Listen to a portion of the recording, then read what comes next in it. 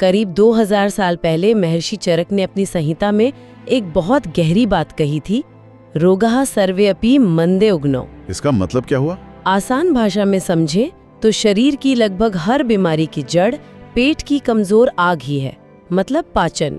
इसलिए पाचन को सुधारना ही सबसे पहली और सबसे जरूरी चिकित्सा है। मतलब अगर हम अपनी पाचन की आग, जिसे अग्नि कहते हैं, उसे ठीक कर लें तो आधी से ज्यादा बीमारियां शायद अपने आप ही दूर हो जाएं। बिल्कुल। तो फिर सबसे पहला सवाल ये है कि हम पहचाने कैसे कि हमारी ये अग्नि सच में मंद पड़ गई है? इसके लक्षण क्या होते हैं? चरक संहिता में इसके संकेत बहुत साफ साफ दिए गए हैं। पहला और सबसे आम लक्षण है अरुचि। अरुचि मतलब खाने में दिलचस्पी ना होना? हाँ, खाना सामने रखा हो लेकिन उसे खाने का मन ही ना करे। ये तो होता है। और एक वो एहसास होता है ना पेट में भारीपन का, जैसे कुछ पत्थर सा रखा हो। बिल्कुल सही। इसी को आयुर्वेद गौरव कहता है। शरीर में और खासकर पेट में एक अजीब सा भारीपन महसूस होना। इसके साथ ही अवमथ्य यानी मितली आना या उल्टी जैसा महसूस होना। और एक लक्षण है जिस पर लोग ज्यादा ध्यान नहीं देते, तंद्रा आलस्य। मतलब बिना किसी वजह के दिन भर थकान और सुस्ती बनी रहना। हाँ बिल्कुल। और वो जो जीभ पर एक सफेद परत जम जाती है, उसका भी इससे सीधा लेना देना है। मैंने सुना है कि वो एक बहुत बड़ा संकेत है। वो सिर्फ संकेत नहीं, वो तो सबसे बड़ा सबूत है। इसे आमदोष कहते हैं। जब जीभ पर सफेद मोटी परत हो, मुंह से बदबू आए और मल चिपचिपा हो, तो ये पक्का संकेत है कि भोजन पच नहीं रहा। अच्छा। आयुर्वेद में ये जो अधपचा भोजन है उसे आम कहा जाता है। ये आम शरीर में पड़ा पड़ा सड़ता है और एक जहर की तरह काम करता है। और यही फिर अलग अलग बीमारियों की वजह बनता है। बिल्कुल। ये तो बहुत ही दिलचस्प बात है कि शरीर खुद इतने साफ संकेत देता है। तो जब पाचन की हालत इतनी नाजुक हो, तभी जो खास आहार हैं, जिन्हें लघु आहार कहते हैं, वो आखिर काम कैसे करते हैं? इसके पीछे का सिद्धांत बहुत सरल और सुंदर है। चरक कहते हैं लघु अग्निदीपनम सुपाच्यम च। इसका मतलब लघु आहार वो है जो स्वभाव से हल्का हो, पचने में आसान हो और सबसे जरूरी जो बुझती हुई पाचन अग्नि को फिर से भड़काने का काम करे। वो आग वाला उदाहरण यहाँ बिल्कुल फिट बैठता है। जैसे बुझती हुई आग पर अगर हम भारी गीली लकड़ी डाल दें तो वो तो पूरी तरह बुझ ही जाएगी। हाँ, लेकिन अगर सूखी हल्की घास डालेंगे तो वो धीरे धीरे फिर से जल उठेगी। आपने एकदम सही पकड़ा। हमारी पाचन अग्नि भी ठीक वैसी ही है। भारी भोजन उसे और दबा देता है, जबकि लघु आहार उसे सहारा देकर फिर से प्रज्वलित करता है। अच्छा। ये आहार न सिर्फ आसानी से पचते हैं, बल्कि शरीर में पहले से जमा आम यानी विष को भी पचाकर बाहर निकालने में मदद करते हैं। चलिए तो फिर सीधे उन आहारों पर आते हैं। मेरी दादी हमेशा कहती थी कि पेट खराब हो तो बस मूंग चावल की खिचड़ी खाओ, सब ठीक हो जाएगा। आयुर्वेद में भी खिचड़ी का इतना महत्व क्यों है? आपकी दादी बिल्कुल सही कहती थी। आयुर्वेद में खिचड़ी सिर्फ एक भोजन नहीं, एक पूरी चिकित्सा है। चरक संहिता में लिखा है मुद्गः पथ्यतमः शिम्बीनाम, यानी मूंग सभी दालों में सबसे उत्तम और सुपाच्य है। और चावल? और षष्टिकः धान्यानाम, यानी पुराना चावल सभी अन्नों में सबसे श्रेष्ठ है। एक मिनट, यहाँ आपने पुराना चावल कहा, नया चावल क्यों नहीं? इसमें क्या फर्क है? बहुत अच्छा सवाल है। देखिए, नए चावल में नमी और स्टार्च ज्यादा होता है, जिससे वो पचने में भारी होता है। जैसे जैसे चावल पुराना होता जाता है, कम से कम 1 साल, वो अंदर से सूख जाता है।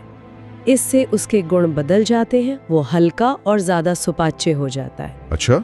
तो जब ये 2 सबसे अच्छी चीजें मिलती हैं, मूंग दाल और पुराना चावल, तो संस्कार जन्य लघुता पैदा होती है। मतलब ये दोनों मिलकर और भी ज्यादा हल्के और गुणकारी हो जाते हैं। बिल्कुल। और इसे बनाने का सही तरीका क्या है? क्योंकि हर घर में खिचड़ी तो अलग अलग तरीके से बनती है। आयुर्वेदिक विधि बहुत सरल है। 1 हिस्सा मूंग दाल तो 3 हिस्सा पुराना चावल। पानी ज्यादा रखना है ताकि खिचड़ी पतली और गीली बने, सूखी नहीं। ठीक है। बस थोड़ा सेंधा नमक, और अगर पाचन शक्ति बहुत ज्यादा कमजोर न हो तो अंत में आधा चम्मच घी डाल सकते हैं। घी भी अग्नि को बढ़ाने में मदद करता है। ये तो समझ आता है, लेकिन मुझे याद है एक बार जब मैं बहुत बीमार था, तब खिचड़ी भी पचाना मुश्किल लग रहा था। क्या आयुर्वेद में उससे भी ज्यादा हल्का कुछ बताया गया है? हाँ बिल्कुल। जब अग्नि इतनी मंद हो कि खिचड़ी भी भारी लगे, तब पेया का विधान है। ये दरअसल चावल का पानी या मांड है। चावल का पानी। हाँ, चरक कहते हैं पेया लघु बल प्रदा, यानी ये बहुत ही हल्का होने के साथ साथ तुरंत बल या ऊर्जा देने वाला है। एक तरह का तरल पोषण है ये। तो इसे बनाते कैसे हैं? 1 कप चावल में लगभग 10 से 14 कप पानी डालकर उसे धीमी आंच पर तब तक पकाते हैं जब तक चावल पूरी तरह गल न जाए। फिर ऊपर का जो पतला पानी होता है उसे छान लेते हैं। अच्छा। बस वही पेय है। बुखार, दस्त या उल्टी के बाद जब शरीर में कुछ भी न टिक रहा हो तब इसे चम्मच चम्मच करके दिन में कई बार लेना चाहिए। खिचड़ी और चावल के पानी के बाद तीसरा विकल्प क्या है? मान लीजिए किसी को चावल भी सूट नहीं कर रहा या गैस बना रहा है। उस स्थिति के लिए तीसरा सबसे अच्छा आहार है यूश। यूश, ये क्या होता है? यानी सिर्फ मूंग दाल का पतला सूप। ये खिचड़ी से दाल निकालकर बिना चावल के बनाया जाता है। चरक इसे पथ्यतमा श्लेष्महरः कहते हैं, मतलब ये सबसे उत्तम पथ्य है और शरीर से बढ़े हुए कफ को बाहर निकालता है। तो जिनको गैस, पेट फूलने की समस्या ज्यादा होती है उनके लिए ये बेहतर है। हाँ, उनके लिए ये खिचड़ी से भी बेहतर काम करता है। मतलब ये दाल का पानी हुआ, बनाने का तरीका भी वैसा ही सरल होगा। हाँ बिल्कुल। एक हिस्सा दाल में 8 से 10 गुना पानी डालकर उसमें चुटकी भर हींग, जीरा और चाहें तो जरा सा अदरक डालकर अच्छे से उबाल लें। इसे इतना पतला होना चाहिए कि आप इसे चाय की तरह पी सकें। ये अपने आप में एक पूरा भोजन है। अब चौथे आहार की बात करते हैं और ये सुनकर मुझे सच में बहुत आश्चर्य हुआ था। मुरमुरा। हम तो इसे भेलपूरी या नमकीन में खाते हैं। ये एक औषधीय आहार कैसे हो सकता है? आपका आश्चर्य स्वाभाविक है, लेकिन आयुर्वेद की यही खूबसूरती है कि वो साधारण चीजों में छिपे असाधारण गुणों को पहचानता है। चरक संहिता में साफ लिखा है, लाजाह सर्वता लघुवह। इसका सीधा सा अर्थ है कि लाजा यानी मुरमुरा सभी प्रकार के आहारों में सबसे हल्का है। सबसे हल्का? चावल से भी, दाल से भी? ऐसा क्यों? ऐसा होता है अग्नि संस्कार की वजह से। जब धान को तेज आंच पे भूना जाता है तो आग की गर्मी उसके भारीपन को खत्म कर देती है और उसे बहुत हल्का और सुपाच्य बना देती है। अच्छा। ये पचने में इतना आसान है कि पेट को पता भी नहीं चलता और तुरंत ऊर्जा देता है। तो क्या बाजार में पैकेट में मिलने वाला मुरमुरा भी उतना ही फायदेमंद है? हाँ, अगर उसमें नमक, मसाला या तेल न मिला हो तो सादा मुरमुरा इस्तेमाल किया जा सकता है। इसे सूखा भी चबा सकते हैं या गर्म दूध में भिगोकर भी खाया जा सकता है। कमाल है। और पांचवा और आखिरी आहार, सब्जियां। कमजोर पाचन में कौन सी सब्जियां खानी चाहिए और कैसे? क्योंकि आजकल तो कच्चा सलाद खाने का बहुत चलन है। और यही सबसे बड़ी गलती है। जब पाचन अग्नि मंद हो तो कच्चा सलाद जहर के समान है। अच्छा। और पेठा। और इन्हें बनाने का तरीका क्या हो? मसाले डाल सकते हैं? बिल्कुल नहीं। इन्हें सिर्फ उबालकर या भाप में पकाकर खाना चाहिए। स्वाद के लिए बस थोड़ा सा सेंधा नमक और शायद चुटकी भर जीरा पाउडर।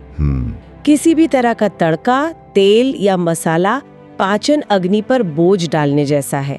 और एक बात गांठ बांध लेनी चाहिए, गोभी, बैंगन, भिंडी, अरबी और आलू जैसी भारी सब्जियां इस दौरान बिल्कुल नहीं खानी है। ये बहुत ही काम की जानकारी है। तो ये थे वो 5 आहार जो अमृत समान हैं। अब सिक्के के दूसरे पहलू पर आते हैं, जो शायद उतना ही जरूरी है। वो कौन सी चीजें हैं जिनसे हमें बिल्कुल परहेज करना चाहिए? इसकी सूची भी उतनी ही साफ है। चरक का सूत्र है, गुरु शीतम विष्टम भी यत् तत्सर्वम वर्जयत। इसका क्या मतलब हुआ? यानी जो कुछ भी पचने में भारी हो, स्वभाव से ठंडा हो और पेट में रुकावट या गैस पैदा करे, उसे पूरी तरह त्याग देना चाहिए। तो इस सूची में क्या क्या आता है? सबसे पहले तो भारी अनाज और दालें, जैसे गेहूं की रोटी, उड़द, राजमा, छोले, फिर पनीर और कोई भी मांसाहारी भोजन। अच्छा। दूसरा, तला हुआ कुछ भी नहीं, पूड़ी, पराठा, समोसा सब बंद। तीसरा, जैसा हमने अभी बात की, आलू, अरबी, बैंगन जैसी भारी सब्जियां। आपने गेहूं की रोटी का नाम लिया। ये सुनकर कई लोगों को हैरानी होगी। आमतौर पे तो इसे हल्का माना जाता है। सामान्य स्थिति में ये ठीक है, लेकिन जब अग्नि बहुत मंद हो तो गेहूं में मौजूद ग्लूटेन भी पचने में भारी पड़ता है। इसीलिए उस दौरान चावल की खिचड़ी या मांड पर जोर दिया जाता है। इसके अलावा दूध और दूध से बनी चीजें, खासकर ताज़ा दही बिल्कुल नहीं लेना चाहिए। दही पचने में बहुत भारी होता है। और ठंडा खाना पीना? वो तो सबसे बड़े दुश्मन है। फ्रिज का रखा हुआ बासी या ठंडा भोजन और ठंडा पानी, ये दोनों सीधे सीधे पाचन अग्नि को बुझाने का काम करते हैं। ये बात तो मैंने खुद महसूस की है। कभी ऑफिस से आकर सीधा फ्रिज से निकालकर ठंडा खाना खा लो तो अगले दिन पेट में भारीपन बना ही रहता है। जी, वो ठंडा भोजन आपकी मंद पड़ी आग पर ठंडा पानी डालने जैसा है। ये सूची तो बहुत साफ है। अगर कोई ये नियमों को अपनाना चाहे तो एक आम दिन की भोजन योजना कैसे दिख सकती है? बहुत ही सरल। सुबह उठकर गुनगुना पानी पिएं, नाश्ते में 1 कटोरी मुरमुरे या चावल की कांजी, दोपहर के भोजन में मूंग चावल की पतली खिचड़ी, साथ में उबली हुई लौकी और थोड़ी सी पतली छाछ। और रात में? रात का भोजन सूरज ढलने से पहले और बिल्कुल हल्का, या तो सिर्फ दाल का सूप यानी युश, या फिर से थोड़ी सी खिचड़ी। और भोजन की मात्रा का भी कोई नियम है? हमारे यहाँ तो पेट भरकर खाने का रिवाज है। और वही रिवाज गड़बड़ की जड़ है। सबसे जरूरी नियम है भोजनम अर्धोदरे, यानी पेट को हमेशा आधा ही भरें। आधा? हाँ, 1/4 हिस्सा पानी के लिए और 1/4 हवा के घूमने के लिए खाली छोड़ें। और 2 भोजन के बीच कम से कम 4-5 घंटे का फासला जरूर रखें। तो आज की इस पूरी बातचीत को अगर समेटें तो जब भी पाचन कमजोर लगे, हमें अपनी रसोई में मौजूद इन 5 चीजों को याद करना है। मूंग चावल की खिचड़ी, चावल का पानी यानी पेया, मूंग दाल का सूप यानी युश, सबसे हल्का आहार मुरमुरा यानी लाजा, और लौकी तोरी जैसी उबली हुई सब्जियां। बिल्कुल। और इस सब का केंद्रीय संदेश यही है कि कमजोर पाचन में सादगी ही सबसे बड़ी औषधि है। दवाइयों की ओर भागने से पहले अपनी रसोई की इन औषधियों पर भरोसा करना चाहिए।